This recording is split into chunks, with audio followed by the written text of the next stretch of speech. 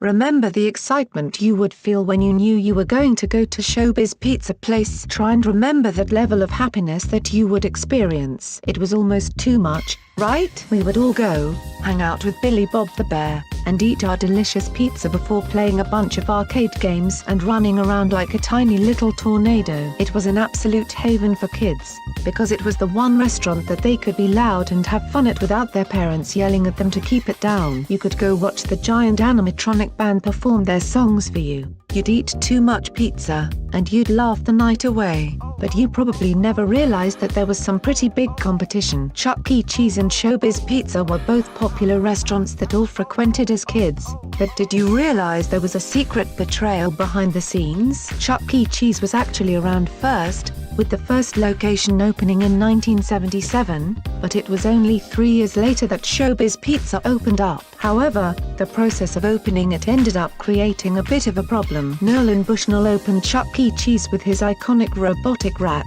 Bushnell was actually the founder of Atari and inventor of Pong, so he was looking for a way to expand his arcade empire. He decided that to convince parents to bring their kids to the restaurant, they would need to have some kind of free entertainment. You couldn't get people to go pay for games if that was the only thing offered, or at least that's what they thought at the time. So the animatronic band was developed. Chuck E. Cheese, Jasper T. Jowls, Krusty, the Warblets, and Pasquale were known as the Pizza Time Players, and they all hung out and joked between songs on stage, in an attempt to entertain both the kids and parents. Then came the drama. A potential investor named Bob Brock promised to support Bushnell's innovations. Bushnell tried to assure him that his animatronics were the best available, but when Brock met an inventor named Aaron Fechter in 1979, he realized there were better options. Instead of investing in Bushnell, Brock started his own restaurant called ShowBiz Pizza with his own animatronic band called Rock-afire Explosion. The band had 7 main members,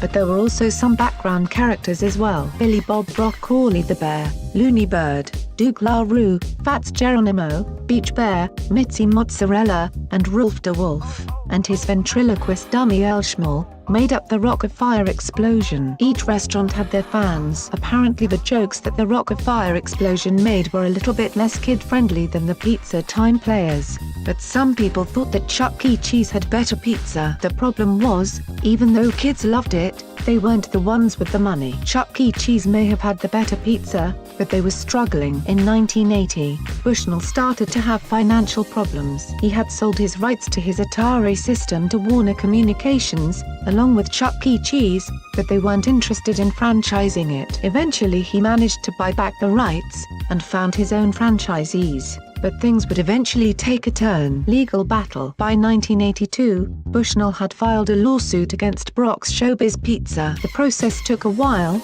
but a settlement was reached with ShowBiz Pizza paying a percentage of their profits to Chuck E. Cheese for 14 years. The fall of Chuck E. Cheese. But unfortunately for Bushnell, his victory didn't really last all that long. When the video game market started to stutter in the 80s, he was hit hard. He had invested so much of the Chuck E. Cheese money into other ventures that they couldn't survive. Bushnell filed for bankruptcy in 1984, after falling into $22 million in debt. When he declared bankruptcy, the Chuck E. Cheese franchise forced him out, and guess who was there to pick it all back up? Yeah, that's right.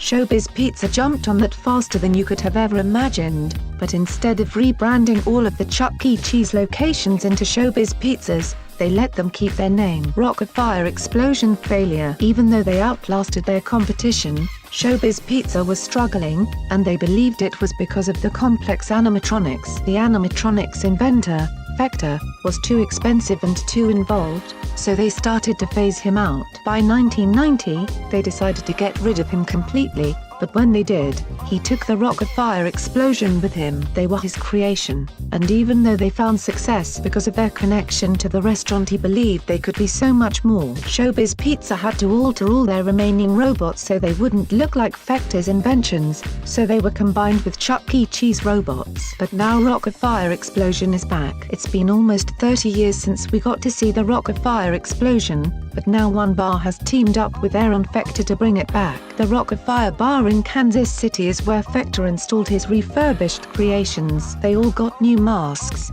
new costumes, and new bodies, and they are even trying to get a new set list ready. Apparently they sing Michael Jackson songs, Madonna songs, Katy Perry songs, and even Biggie Smalls. Bar owner James Bond says that it is something you're not gonna find anywhere else. It's about experiencing being a child again, but in an adult setting. The bar also has a full arcade, including classics like Donkey Kong, Super Mario Bros. And Mortal Kombat. The drinks have a bunch of retro-inspired names like the Princess Peach Sangria and the Ms. Pac-Man shot. But honestly, I think the most exciting thing has to be the band, right? Thanks for watching. What did you think about this video? Let us know in the comments section below. You can also subscribe for more videos like these in your inbox. Share this video with your friends and family. Like and share this video on Facebook and Twitter if you agree. Don't forget to support this channel by clicking on the donation link down below and subscribing so you never miss any of our trending reports. What do you think about this video? Scroll down to comment below. Now if you are seeking the latest trends in fashion,